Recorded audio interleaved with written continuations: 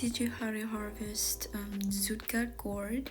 You can see the big one, it's gonna go for seeds, but the smaller one right here, I'm gonna harvest. As you can see, these are the three smaller ones that is good to eat. They slowed down their production a little bit when it was very hot during August, and now they're picking up again during the fall. The first sessions, as you can see, the big one, and I'm saving that for seeds, and the smaller one that I'm gonna cook, and I'll show you how to cook them. In Myanmar, we would slice them up into a moon shape, like a half moon shapes, and we will use a batter, dip them into a batter and just fry them and eat them fresh. They're crunchy, and we will also have a dip that we will also make. I will show you how to make the sauce next time when I have all the ingredients, but here I'm using a gluten-free flour, just a cup of it. Add salt, turmeric, and oil. I will be baking this because I don't like frying as much because it wastes a lot of oil. I could add a little bit more oil because it was a little dry.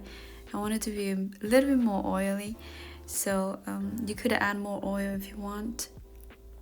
And you just dip the zucca into the batter and just put it into a baking tray. The temperature would be 425 Fahrenheit, and bake it until it's crunchy. You might have to turn it once, and you're gonna have to eat it right away because 15 minutes, 30 minutes later it turns soggy and soft because of how juicy this zucca is, how moist they are. I'm just using half of the zucca, and it's plenty for a family of 5, and the rest I'm gonna have to cut it into little pieces so I can freeze them and use them in a soup or stir fry them during the winter when vegetable is rare in the garden.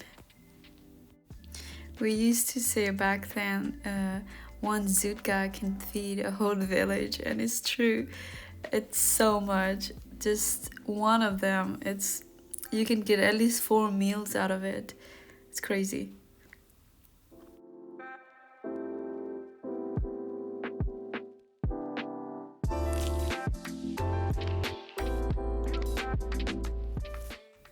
Try your best to suck the air out. I'll be using a straw here and just try to suck all the air out possible. The other common dish that we used to cook a lot was stir fry.